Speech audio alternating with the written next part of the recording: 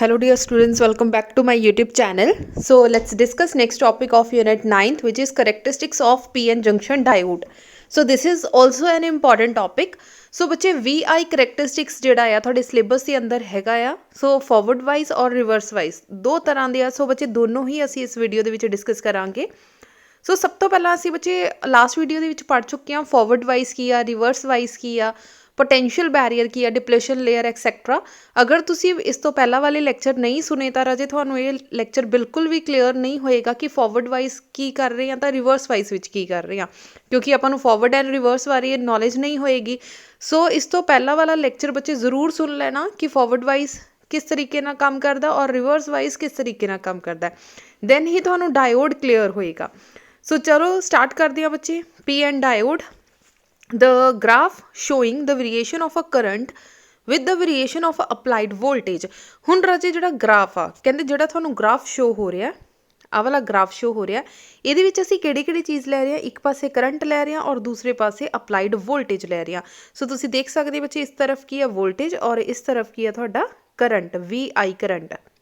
So VI graph when diode is a forward wise is known as a forward wise characteristics of PN junction diode।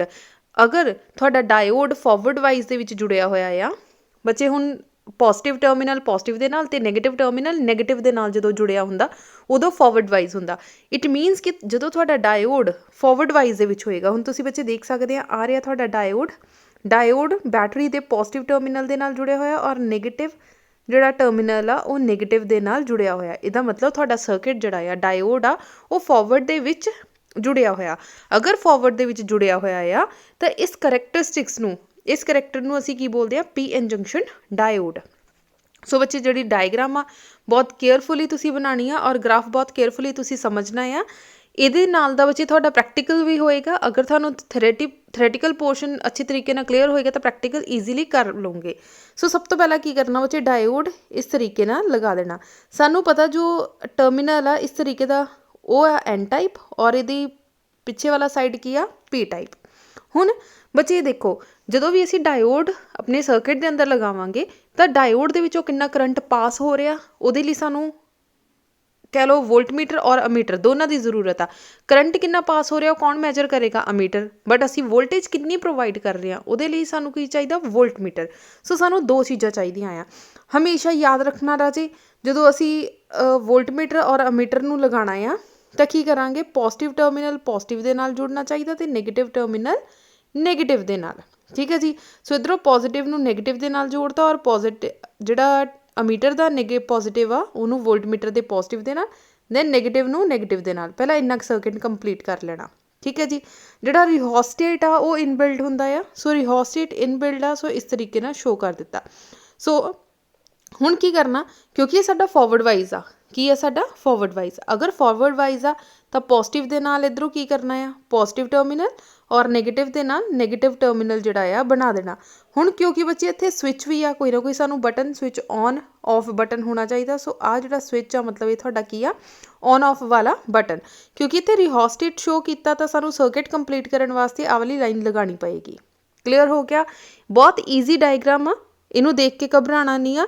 ਇੱਕ ਦੋ ਵਾਰੀ ਇਹਦੀ practice ਕਰੂੰਗੇ ਤਾਂ easily ਬਣ ਜਾਏਗਾ। ਆਪਾਂ ਦੁਬਾਰਾ ਦੇਖਦੇ ਹਾਂ। ਸਭ ਤੋਂ ਪਹਿਲਾਂ ਅਸੀਂ ਕੀ ਕਰਨਾ ਬੱਚੇ, ਡਾਇਓਡ ਲਗਾ ਦੇਣਾ। ਡਾਇਓਡ ਦੇ ਨਾਲ ਅਮੀਟਰ ਤੇ ਵੋਲਟਮੀਟਰ ਜੁੜੇਗਾ। ਇਹ ਕੋਈ ਕੰਪਲਸ਼ਨ ਨਹੀਂ ਆ ਕਿਉਂਕਿ ਸੀਰੀਜ਼ 'ਚ ਹੀ ਲੱਗਣਾ ਆ ਤਾਂ ਜਿੱਥੇ ਜਿਹੜਾ ਮਰਜ਼ੀ ਲਗਾ ਦਿਓ ਤੁਸੀਂ। ਪਹਿਲਾਂ ਵੋਲਟਮੀਟਰ ਵੀ ਲਗਾ ਸਕਦੇ ਹਾਂ। ਠੀਕ ਆ। ਆਹ ਲਗਾਤਾ ਬੱਚੇ ਆਪਾਂ ਮਿਲੀ ਅੰਪੇਅਰ ਔਰ ਇੱਥੇ ਦੇਖੋ ਅਸੀਂ ਅੰਪੇਅਰ ਨਹੀਂ ਲਿਖਿਆ, ਮਿਲੀ ਅੰਪੇਅਰ ਲਿਖਿਆ ਕਿਉਂਕਿ ਇਹਦੇ ਵਿੱਚੋਂ ਕਰੰਟ ਬਹੁਤ ਜ਼ਿਆਦਾ ਛੋਟਾ ਹੋਏਗਾ। ਇਹਦਾ ਬਹੁਤ ਜ਼ਿਆਦਾ ਛੋਟਾ ਹੈ ਤਾਂ ਮਿਲੀ ਅੰਪੇਅਰ ਲਗਾਵਾਂਗੇ। ਠੀਕ ਹੈ ਜੀ। ਨੈਕਸਟ ਅਸੀਂ ਲਗਾਤਾ ਵੋਲਟਮੀਟਰ। ਆਹ ਸਾਡਾ ਸਰਕਿਟ ਇੱਕ ਕੰਪਲੀਟ ਹੋ ਗਿਆ। ਹੁਣ ਸਾਨੂੰ ਬੈਟਰੀ ਵੀ ਲਗਾਉਣੀ ਪਏਗੀ। P ਦੇ ਨਾਲ ਕੀ ਜੋੜਨਾ ਆ, ਪੋਜ਼ਿਟਿਵ ਔਰ ਨੈਗੇਟਿਵ ਦੇ ਨਾਲ ਕੀ ਜੋੜਨਾ ਆ, ਨੈਗੇਟਿਵ ਟਰਮੀਨਲ। ਸੋ ਆਹ ਹੋ ਗਿਆ ਕੰਪਲੀਟ। ਬਟ ਇਹਦੇ ਵਿੱਚ ਅਸੀਂ ਰਿਹੋਸਟੇਟ ਨਹੀਂ ਲਗਾਇਆ। ਸੋ ਰਿਹੋਸਟੇਟ ਕੀ ਕਰਾਂਗੇ, ਇੱਥੋਂ ਜਿਹੜੀ ਆ ਵਾਇਰ ਇਸ ਤਰੀਕੇ ਨਾਲ ਲਗਾ ਕੇ ਇੱਥੇ ਰਿਹੋਸਟੇਟ ਲਗਾ ਦੇਣਾ। ਸੋ ਇੰਨੀ ਕੁ ਪੋਰਸ਼ਨ ਨੂੰ ਕੀ ਕਰ ਦੇਣਾ, ਰਬ ਕਰ ਦੇਣਾ। ਸੋ ਆਹ ਪ੍ਰੋਪਰ ਪੋਰਸ਼ਨ ਤੁਹਾਡਾ ਬਣ ਜਾਏਗਾ। ਕਲੀਅਰ ਹੋ ਗਿਆ ਜੀ। ਸੋ ਚਲੋ ਹੁਣ ਆਪਾਂ ਗ੍ਰਾਫ ਬਾਰੇ ਪੜ੍ਹਦੇ ਹਾਂ। ਗ੍ਰਾਫ ਕਿਸ ਤਰੀਕੇ ਨਾਲ ਪਲਾਟ ਕਰਨਾ ਆ। ਵੈਨ ਬੈਟਰੀ ਵੋਲਟੇਜ ਇਜ਼ 0, ਜਦੋਂ ਤੁਹਾਡੀ ਬੈਟਰੀ ਵੋਲਟੇਜ 0 ਆ, बैटरी वोल्टेज बच्चे जीरो कदों होएगी जदों तुहाडी बैटरी जिहड़ी आ बंद पई होएगी, मतलब असी कोई करंट नहीं दे रहा। When switch is open, switch is open मतलब कि जिहड़ा तुहाडा उपर वाली इहदी की आ इस तरीके नाल स्विच आ वाली जिहड़ी की आ हवा दे विच आ, ओपन आ, हले बंद नहीं कीती। Diode does not conduct due to the junction barrier potential, कहते डायोड जिहड़ा कंडक्ट नहीं करेगा, डायोड काम नहीं करेगा क्योंकि जंक्शन बैरीयर पोटेंशियल होएगा उत्थे। In this case the diode current is zero, क्योंकि उत्थों असी कोई वोल्टेज ही नहीं दे रहे तो डायोड ने काम नहीं करना। जे डायोड काम नहीं करेगा तो उत्थे करंट भी नहीं होएगा, सो जीरो करंट होएगा। When switch S is closed, close मतलब जिद्दां ही असी इहनूं बंद कर दिता, आ क्लोज हो गया, सर्किट क्लोज हो गया, ठीक है, मतलब कि स्विच नूं ऑन कर दिता। क्लोज का मतलब की है, स्विच नूं ऑन कर दिता। Voltage is applied across the diode, तो असी वोल्टेज देनी स्टार्ट कर दी। अगर वोल्टेज दिती है तो डेफिनेटली जिहड़ा आ फॉरवर्ड वाइज दे विच बच्चे की हुंदा सी, फॉरवर्ड वाइज दे विच जदों असी करंट दिंदे सी तो पोटेंशियल बैरीयर नूं की हुंदा सी, वो डिक्रीज़ कर जांदा सी। जे पिछले आर्टिकल तुसी केयरफुली पढ़े आ तो बच्चे तुहानूं आ चीज़ अच्छी तरीके नाल लर्न होई होनी चाहिदी आ। अगर तुसी रोज़ बच्चे टेस्ट लैक्चर सुन रहे नाल दी नाल अपना टेस्ट भी लै रहे तो डेफिनेटली तुहानूं आ चीज़ अच्छी तरीके नाल लर्न होनी चाहिदी आ कि अगर फॉरवर्ड वाइज जदों भी होएगा तो पोटेंशियल बैरीयर की हो जाता है, डिक्रीज़ हो जाता है। So voltage across the applied across the diode and the barrier potential start decreasing, barrier potential की हो जाएगा डिक्रीज करना स्टार्ट कर जाएगा। Thus a small current begins to flow, जिहदी वजह नाल थोड़ा जिहा करंट फ्लो होना शुरू हो जाएगा। The forward current increases slowly at first but as soon as the battery voltage is increased with the help of rheostat the forward current increase rapidly, कहते पहला तो करंट हौली हौली इनक्रीज़ होएगा, पर जिद्दां ही असी वोल्टेज बैटरी वोल्टेज तो voltage increase करांगे तो जिहड़ा करंट आ बहुत तेज़ी नाल इनक्रीज़ हो जाऊगा। रैपिडली मतलब बहुत तेज़ी नाल इनक्रीज़ हो जाऊगा। The battery voltage at which the forward current start increase rapidly is known as a knee voltage, जिथे अचानक तुहाडा जिहड़ा वोल्टेज आ इनक्रीज़ कर गया उहनूं असीं की बोल दिंदे आ नी वोल्टेज। पहला देखो बच्चे पिंक लाइन इत्थे तक तां की आ बिल्कुल नाल जुड़ी हुई आ, इहदा मतलब बहुत स्लोली जिहड़ा आ तुहाडा करंट जिहड़ा आ वोल्टेज इनक्रीज़ हो रही है, हौली हौली वोल्टेज इनक्रीज़ हो रही है तो करंट जिहड़ा ना बराबर ही इनक्रीज़ होएगा। फिर की होएगा, असी वोल्टेज बहुत ज़्यादा इनक्रीज़ कर दी तो करंट इत्थे तक तो रैपिडली बहुत तेज़ी नाल इनक्रीज़ हो रहा है।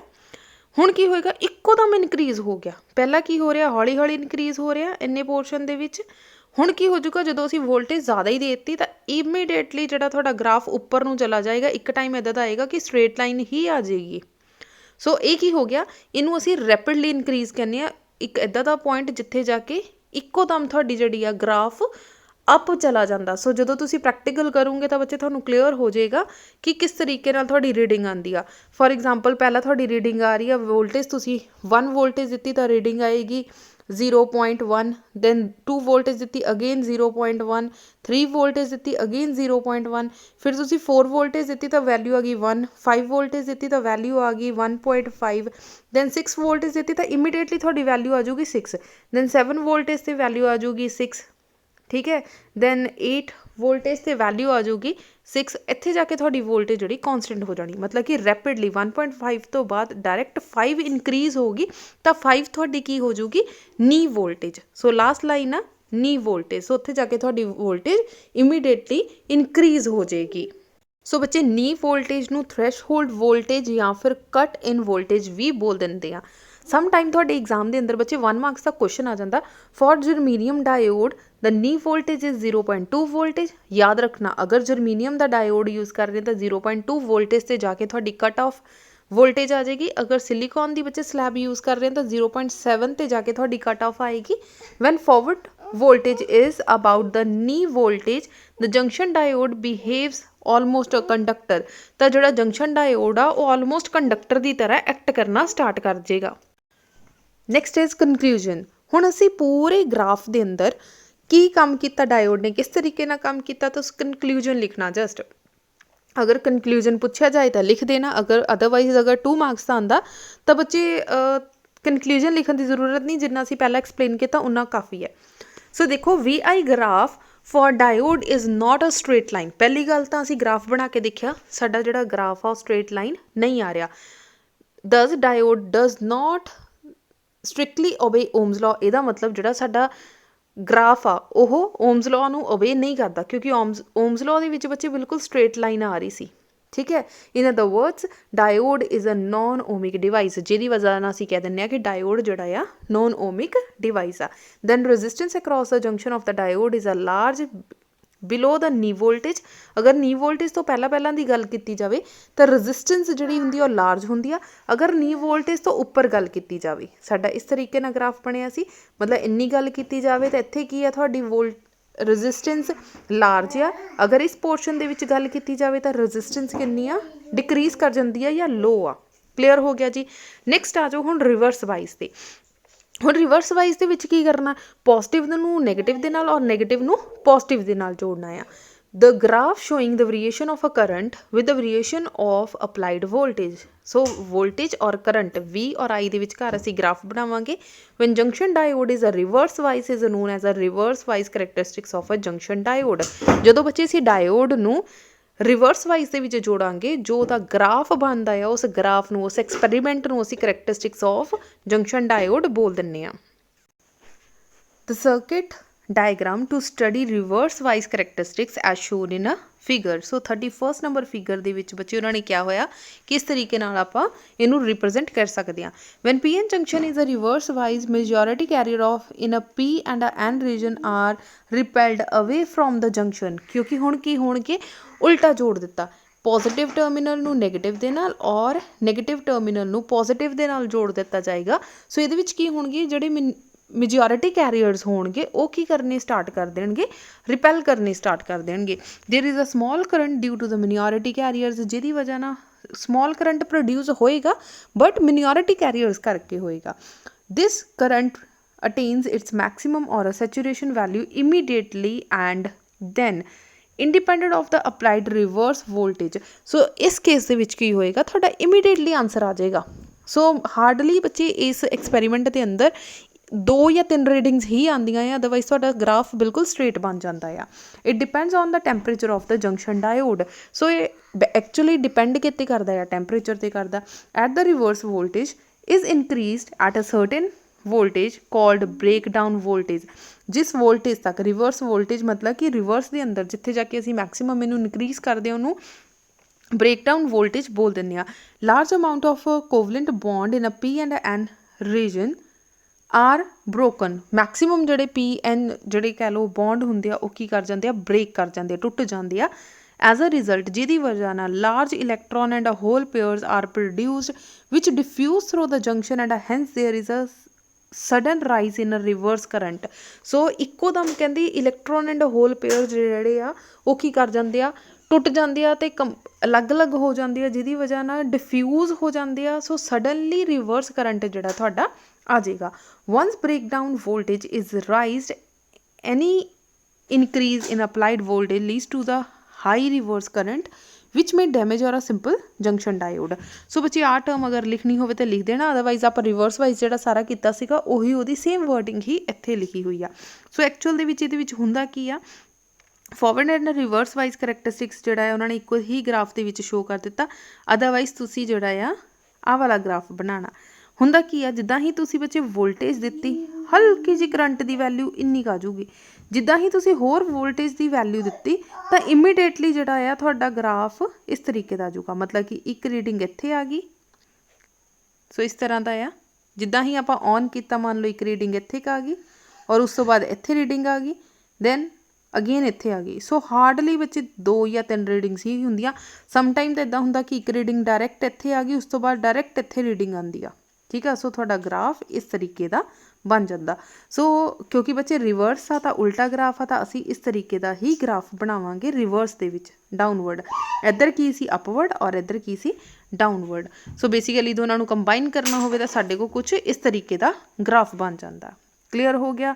ਸੋ ਕਰੈਕਟਰਿਸਟਿਕਸ ਬੱਚੇ ਐਕਚੁਅਲੀ ਜਿਹੜਾ ਆ ਤੁਹਾਡਾ ਪ੍ਰੈਕਟੀਕਲ ਵੀ ਇੰਪੋਰਟੈਂਟ ਆ, ਆਰਟੀਕਲ ਵੀ ਇੰਪੋਰਟੈਂਟ ਆ। ਹਾਰਡਲੀ ਬੱਚੇ 2 ਮਾਰਕਸ ਦਾ ਕੁਐਸਚਨ ਜਿਹੜਾ ਆ ਸਕਦਾ। ਸੋ ਤੁਹਾਡੀ ਦਿਨੇਸ਼ ਦੀ ਬੁੱਕ ਦੇ ਵਿੱਚ ਬੱਚੇ ਨਾਲ 1 ਮਾਰਕਸ ਦੇ ਕੁਐਸਚਨਸ ਵੀ ਨਾਲ ਅਲੱਗ ਤੋਂ ਮੈਂਸ਼ਨ ਕੀਤੇ ਹੁੰਦੇ ਆ। The PN junction diode is a highly current sensitive comment. So ਇਹਦੇ ਉੱਤੇ ਕਮੈਂਟ ਕਰੋ। ਸੋ ਇੱਦਾਂ ਦੇ ਕੁਐਸਚਨ ਜਿਹੜੇ ਆ ਤੁਹਾਨੂੰ ਆਲਰੇਡੀ ਦਿੱਤੇ ਹੁੰਦੇ ਆ। ਸੋ ਨੈਕਸਟ ਟੌਪਿਕ ਆ ਜੋ ਬੱਚੇ, ਇਹ ਵੀ ਹਾਰਡਲੀ 1 ਮਾਰਕਸ ਦਾ ਕੁਐਸਚਨ ਪੁੱਛ ਲਿਆ ਜਾਂਦਾ, ਬਹੁਤ ਰੇਅਰ ਚਾਂਸਿਸ ਆ ਕਿ ਪੁੱਛ ਲੈਣ। Static and dynamic resistance of junction diode ਕੀ ਆ? ਇਹਨਾਂ junction diode current does not linearly follow applied voltage. So applied voltage ਆਪਾਂ ਬੱਚੇ ਹੁਣੇ ਕਰਕੇ ਹਟਿਆ, ਚਾਹੇ ਫੋਰਵਰਡ ਵਾਈਜ਼ ਆ ਚਾਹੇ ਰਿਵਰਸ ਵਾਈਜ਼ ਆ, ਦੋਨਾਂ ਦੇ ਵਿੱਚ ਸਟ੍ਰੇਟ ਲਾਈਨ ਗ੍ਰਾਫ ਨਹੀਂ ਬਣਦਾ। So it does not strictly obey Ohm's law, ਇਸ ਕਰਕੇ ਸਟ੍ਰਿਕਟਲੀ ਜਿਹੜਾ ਓਮਸ ਲਾਅ ਨੂੰ ਓਬੇ ਨਹੀਂ ਕਰਦਾ। The resistance of a diode is a function of operating current. So diode has 2 type of resistance, 2 ਤਰ੍ਹਾਂ ਦੀਆਂ ਰੈਜ਼ਿਸਟੈਂਸ ਹੁੰਦੀਆਂ ਬੱਚੇ ਇਹਦੇ ਵਿੱਚ। ਇੱਕ DC or static resistance of diode is defined as a ratio of DC voltage across the diode to the direct current flowing through it. So ਬੱਚੇ ਜਦੋਂ ਅਸੀਂ ਡੀਸੀ ਕਰੰਟ ਯੂਜ਼ ਕਰਦੇ ਹਾਂ ਤਾਂ ਆਰ ਐਸ ਦੀ ਵੈਲਿਊ ਕਿਹਦੇ equal ਹੁੰਦੀ ਆ? ਅਕੋਰਡਿੰਗ ਟੂ ਓਮਸ ਲਾਅ ਵੀ ਕਿਹਦੇ ਇਕੁਅਲ ਆ? ਆਈ ਆਰ ਦੇ। ਇਹ ਤਾਂ ਮਤਲਬ ਇੱਥੋਂ ਆਰ ਨਿਕਾਲ ਲਓ, ਆਰ ਕਿਹਦੇ ਇਕੁਅਲ ਹੋਏਗਾ? ਵੀ ਡਿਵਾਈਡਡ ਬਾਈ ਆਈ ਦੇ। ਸੋ ਆ ਗਈ ਤੁਹਾਡੀ ਸਟੈਟਿਕ ਵੈਲਿਊ ਜਾਂ static resistance. Next one is a dynamic resistance ਜਾਂ ਫਿਰ ਇਹਨੂੰ ਬੋਲ ਦਿੰਦੇ ਆ AC। is defined as a ratio of a small change in a voltage to the corresponding small change in current in a diode। ਕਿਉਂਕਿ ਰਾਜੇ ਇੱਥੇ ਅਸੀਂ small change ਦੀ ਗੱਲ ਕਰਦੇ ਹਾਂ। ਸੋ V is equals to IR। So R ਕਿਹਦੇ equal ਆਏਗਾ? V over I ਦੇ। ਕਿਉਂਕਿ ਅਸੀਂ ਇੱਥੇ ਕੀ ਗੱਲ ਕਰ ਰਹੇ ਹਾਂ? Small change. ਸੋ ਇਹਦੇ ਪੈਰ ਵਿੱਚ D ਜਾਂ ਡਾਇਨਮਿਕ ਰੈਜ਼ਿਸਟੈਂਸ। ਡੈਲਟਾ ਦਾ ਮਤਲਬ ਕੀ ਆ? Small change in a voltage divided by small change in a current. So ਬੱਚੇ ਇਹ ਜੋ ਡੈਫੀਨੇਸ਼ਨਸ ਆ ਇਹ ਐਕਚੁਅਲੀ ਤੁਹਾਡੇ ਐਗਜ਼ਾਮ ਪੁਆਇੰਟ ਆਫ ਵਿਊ ਨਾਲ ਇੰਪੋਰਟੈਂਟ ਨਹੀਂ ਆ, ਬਟ ਤੁਹਾਡੇ ਪ੍ਰੈਕਟੀਕਲ ਐਗਜ਼ਾਮ ਪੁਆਇੰਟ ਦੇ ਨਾਲ ਮੋਸਟ ਇੰਪੋਰਟੈਂਟ ਆ। ਉਹਦੇ ਵਿੱਚ ਵਾਈਵਾ ਪੁੱਛ ਲਿਆ ਜਾਂਦਾ, ਜਾਂ ਫਿਰ ਉੱਥੇ ਜਿਹੜਾ ਅਸੀਂ ਪ੍ਰੈਕਟੀਕਲੀ ਇਹਨੂੰ ਸੋਲਵ ਕਰਦੇ ਹਾਂ ਉੱਥੇ ਅਸੀਂ ਇਹਦੀ ਵੈਲਿਊਜ਼ ਵੀ ਸੋਲਵ ਕਰਦੇ ਹਾਂ। ਕਲੀਅਰ ਹੋ ਗਿਆ ਜੀ। ਸੋ ਨੈਕਸਟ ਸਾਡਾ ਟੌਪਿਕ ਆ ਜਾਓ Zener diode, which is also important for 1 or a 2 marks question। So junction diode can be manufactured for special purpose। ਸੋ ਜਿਹੜੇ ਡਾਇਓਡਸ ਹੁੰਦੇ ਆ ਉਹ ਸਪੈਸ਼ਲ ਪਰਪਸ ਦੇ ਲਈ ਹੀ ਜਿਹੜੇ ਡਿਜ਼ਾਈਨ ਕੀਤੇ ਜਾਂਦੇ ਆ।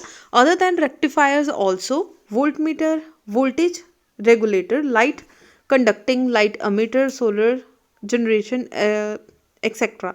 ਸੋ ਬੱਚੇ ਡਾਇਓਡ ਜਿਹੜਾ ਆ ਸਪੈਸ਼ਲ ਟਾਈਪ ਦਾ ਜਿਹੜਾ ਅਸੀਂ ਡਾਇਓਡ ਨੂੰ ਡਿਜ਼ਾਈਨ ਕੀਤਾ ਜਾਂਦਾ ਫॉर ਰਿਵਰਸ ਵਾਈਜ਼ ਦੇ ਲਈ, ਕਿਉਂਕਿ ਰਿਵਰਸ ਵਾਈਜ਼ ਦੇ ਵਿੱਚ ਉਹ 'ਤੇ ਡੈਮੇਜ ਹੋਣ ਦੇ ਚਾਂਸਿਸ ਜ਼ਿਆਦਾ ਹੁੰਦੇ। ਡਾਇਓਡ ਜਿਹੜਾ ਡੈਮੇਜ ਹੋਣ ਦੇ ਚਾਂਸਿਸ ਜ਼ਿਆਦਾ ਹੁੰਦੇ। ਇਹਦਾ ਮਤਲਬ ਅਸੀਂ ਕਿੱਦਾਂ ਦਾ ਜਿਹੜਾ ਕਹਿ ਲਓ ਡਿਜ਼ਾਈਨ ਕੀਤਾ, ਇੱਕ ਇੱਦਾਂ ਦਾ ਡਾਇਓਡ ਨੂੰ ਡਿਜ਼ਾਈਨ ਕੀਤਾ ਗਿਆ ਜਿਹੜਾ ਕਿ ਰਿਵਰਸ ਵਾਈਜ਼ ਦੇ ਵਿੱਚ ਸਪੈਸ਼ਲੀ ਕਹਿ ਲਓ ਬਣਾਇਆ ਗਿਆ ਔਰ ਸਪੈਸ਼ਲ ਡਿਜ਼ਾਈਨ ਕੀਤਾ ਗਿਆ, ਜਿਹੜਾ ਜਿਸ ਵਜ੍ਹਾ ਨਾਲ ਕਿ ਤੁਹਾਡਾ ਜਿਹੜਾ ਆਪਰੇਟਰਸ ਆ, ਤੁਹਾਡਾ ਜਿਹੜਾ ਡਿਵਾਈਸ ਆ ਉਹ ਡੈਮੇਜ ਨਾ ਹੋਵੇ। ਸੋ ਸਪੈਸ਼ਲ ਟਾਈਪ ਦਾ ਜਿਹੜਾ ਬੱਚੇ ਡਿਵਾਈਸ ਬਣਾਇਆ ਗਿਆ ਰਿਵਰਸ ਵਾਈਜ਼ ਦੇ ਅੰਦਰ ਉਹਨੂੰ ਅਸੀਂ Zener ਡਾਇਓਡ ਬੋਲ ਦਿੰਦੇ ਹਾਂ।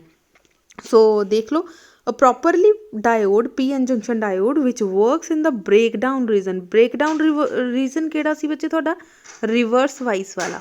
ਰਿਵਰਸ ਵਾਈਜ਼ ਦੇ ਵਿੱਚ ਹੀ ਬ੍ਰੇਕਡਾਊਨ ਰੀਜ਼ਨ ਆਉਂਦਾ ਵਿਦਾਊਟ ਡੈਮੇਜਿੰਗ ਇਟਸੈਲਫ, ਜਿਹੜਾ ਕਿ ਆਪਣੇ ਆਪ ਨੂੰ ਡੈਮੇਜ ਨਹੀਂ ਕਰਦਾ, is known as a Zener diode। ਸੋ ਇਹਨੂੰ Zener diode ਬੋਲ ਦਿੰਦੇ ਆ। Zener diode is also known as a breakdown diode because it is designed to operate under reverse wise। ਕਿਉਂਕਿ ਇਹਨੂੰ ਰਿਵਰਸ ਵਾਈਜ਼ ਦੇ ਵਿੱਚ ਡਿਜ਼ਾਈਨ ਕੀਤਾ ਜਾਂਦਾ ਹੈ in the braking region। It is mainly used in a voltage regulator। ਜ਼ਿਆਦਾਤਰ ਬੱਚੇ Zener diode ਅਸੀਂ ਕਿੱਥੇ ਯੂਜ਼ ਕਰਦੇ ਹਾਂ? ਵੋਲਟੇਜ ਰੈਗੂਲੇਟਰ ਦੇ ਵਿੱਚ ਯੂਜ਼ ਕਰਦੇ ਹਾਂ, ਜੋ ਕਿ ਤੁਹਾਡੇ ਐਗਜ਼ਾਮ ਦੇ ਅੰਦਰ 2 ਮਾਰਕਸ ਦਾ ਕੁਐਸਚਨ ਪੁੱਛ ਲਿਆ ਜਾਂਦਾ ਹੈ ਕਿ what is the voltage regulator. ਹੁਣ ਬੱਚੇ Zener diode ਦਾ ਸਿੰਬਲ ਕੀ ਹੈ? ਇਸ ਤਰੀਕੇ ਦਾ। ਹੁਣ ਧਿਆਨ ਦਿਓ। ਸੋ ਬੱਚੇ ਸਿੰਬਲ ਕਿਸ ਤਰੀਕੇ ਨਾਲ ਬਣਾਉਣਾ? ਇਸ ਤਰੀਕੇ ਨਾਲ। ਸਿੰਪਲ ਡਾਇਓਡ ਕੀ ਹੈ? ਇੱਦਾਂ। ਅਗਰ Zener diode ਆ, Zener diode ਤੋਂ ਬੱਚੇ Z ਯਾਦ ਰੱਖਣਾ। ਆ Z ਆ, ਇਹਦਾ ਮਤਲਬ ਉੱਪਰ ਇਸ ਤਰੀਕੇ ਨਾਲ ਇੱਧਰ ਵਾਲੀ ਡੰਡੀ ਔਰ ਇੱਦਾਂ। ਅਗਰ ਤੁਸੀਂ ਡਾਇਓਡ ਇਸ ਤਰੀਕੇ ਨਾਲ ਬਣਾ ਦਿੰਦੇ ਆ, ਮਤਲਬ ਕਿ ਉਲਟਾ Z ਬਣਾਤਾ, ਹੁਣ ਧਿਆਨ ਦਿਓ, ਤਾਂ ਗਲਤ ਹੋ ਜਾਂਦਾ ਆ। ਸੋ ਇਸ ਤਰੀਕੇ ਨਾਲ ਨਹੀਂ ਬਣਾ ਸਕਦੇ। ਸੋ ਕਿਸ ਤਰੀਕੇ ਨਾਲ ਬਣਾਉਣਾ? ਪਹਿਲਾਂ ਇਸ ਤਰੀਕੇ ਨਾਲ ਬਣਾ ਕੇ Z ਬਣਾਉਣਾ। ਸੋ ਆ ਬਣ ਗਿਆ Z। ਅਦਰਵਾਈਜ਼ ਜਾਂ ਫਿਰ ਇਸ ਤਰੀਕੇ ਨਾਲ ਥੋੜ੍ਹਾ ਜਿਹਾ ਇਹਨੂੰ ਬੈਂਡ ਕਰ ਦਿਓ, ਇਸ ਤਰੀਕੇ ਨਾਲ Z ਡਾਇਰੈਕਟ ਬਣਾ ਦਿਓ। ਸੋ ਆ ਹੋ ਗਿਆ ਤੁਹਾਡਾ Zener diode ਦਾ ਸਿੰਬਲ। ਕਲੀਅਰ ਹੋ ਗਿਆ ਜੀ। ਸੋ ਸਿਰਫ ਇੰਨੀ ਹੀ ਚੀਜ਼ ਜਿਹੜੀ ਆ ਤੁਸੀਂ Zener diode ਦੇ ਵਿੱਚ ਆਪਣੀ ਲਰਨ ਕਰਨੀ ਆ। ਸੋ ਆਹ ਵਾਲੀ ਚੀਜ਼ ਦੀ ਸਾਨੂੰ ਜ਼ਰੂਰਤ ਨਹੀਂ ਆ। ਸੋ Zener diode ਦੀ ਡੈਫੀਨੇਸ਼ਨ ਸਪੈਸ਼ਲ ਰਿਵਰਸ ਵਾਈਜ਼ ਦੇ ਅੰਦਰ ਕੰਮ ਕਰਦਾ ਆ ਔਰ ਇਹਦਾ ਸਿੰਬਲ। ਡਨ। ਸੋ ਬੱਚੇ Zener diode ਵੀ ਫਰਦਰ 2 ਤਰ੍ਹਾਂ ਨਾਲ ਕੰਮ ਕਰ ਸਕਦਾ ਆ। Number 1 is a forward bias and second 1 is a reverse bias. ਸੋ ਇਹਦਾ ਵੀ ਬੱਚੇ ਗ੍ਰਾਫ ਕੁਛ ਇਸ ਤਰੀਕੇ ਦਾ ਬਣੇਗਾ। ਸੋ ਇਹਦੀ ਜੋ ਥਿਅਰੀ ਆ volt ampere characteristics of a Zener diode, ਇਹਨੂੰ ਇੱਕ ਜਸਟ ਇੱਕ ਵਾਰੀ ਰੀਡ ਆਊਟ ਕਰ ਲੈਣਾ। ਅਦਰਵਾਈਜ਼ ਸਾਡੇ ਜੋ ਕੁਐਸਚਨ ਦੇ ਅੰਦਰ ਸਾਡੇ ਪੰਜਾਬ ਬੋਰਡ ਦੇ ਅੰਦਰ ਬੱਚੇ ਇਸ ਤਰ੍ਹਾਂ ਦਾ ਜ਼ੀਨਰ ਡਾਇਓਡ ਦਾ ਜਿਹੜਾ ਜ਼ਿਆਦਾ ਲੌਂਗ ਕੁਐਸਚਨ ਨਹੀਂ ਬਣਦਾ, ਬਟ ਹਾਂ 1 ਮਾਰਕਸ ਦਾ ਕੁਐਸਚਨ ਕੁਛ ਵੀ ਬਣ ਸਕਦਾ। ਸੋ ਤੁਸੀਂ ਜਿਹੜੀ ਥਿਓਰੀ ਆ ਉਹ ਅੱਛੀ ਤਰੀਕੇ ਨਾਲ ਪੜ੍ਹ ਲੈਣੀ। ਸੋ ਸਾਡਾ ਬੱਚੇ ਇਸ ਵੀਡੀਓ ਦਾ ਲਾਸਟ ਟੌਪਿਕ ਆ Zener diode as voltage regulator, which is an important topic. A Zener diode can be used as voltage regulator or voltage stabilizer।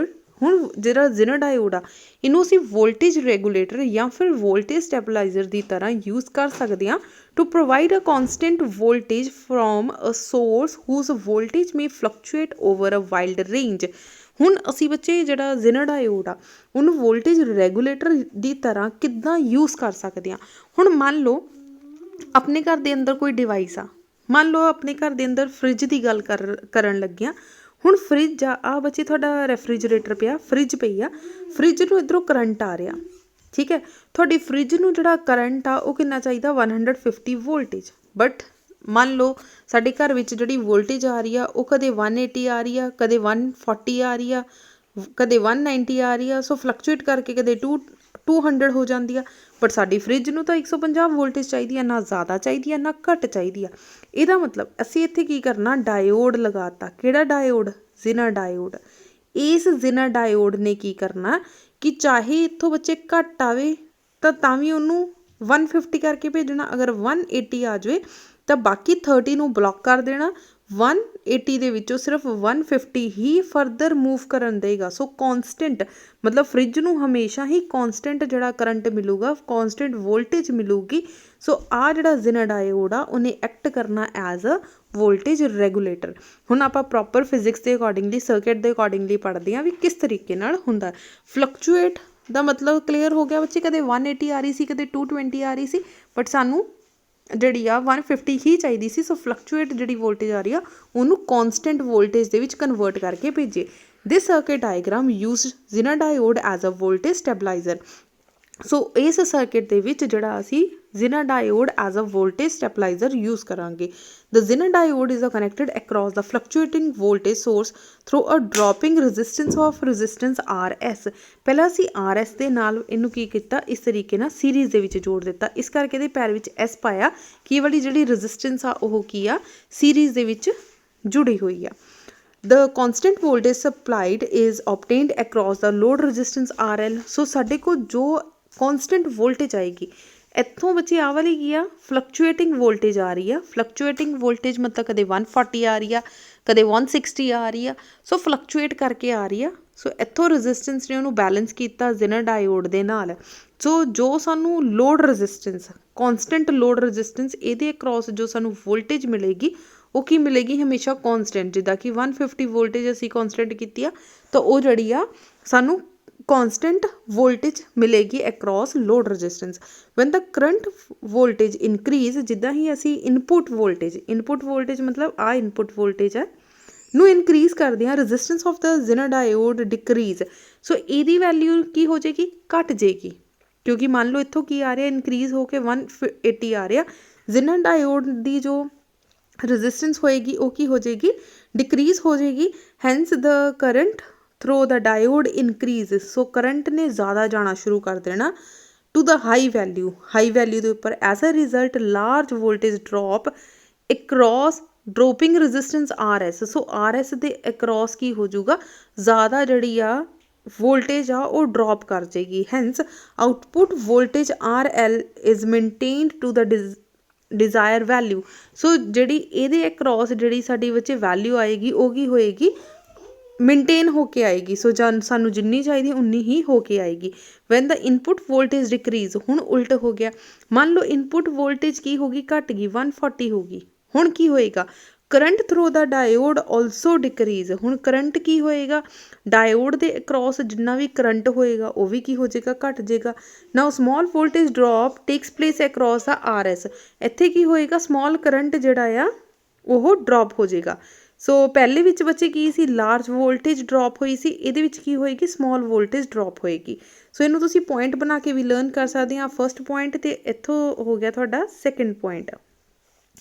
Then output voltage across RL ਕੀ ਹੋ ਜਾਊਗਾ, maintained at the constant value, so उन्हें उन्होंने maintain कर लेना eight constant value के उपर, मतलब आ दोनों का ही काम आ, दोनों ने आपस में की कर लेना, बैलेंस कर लेना एक दूसरे को।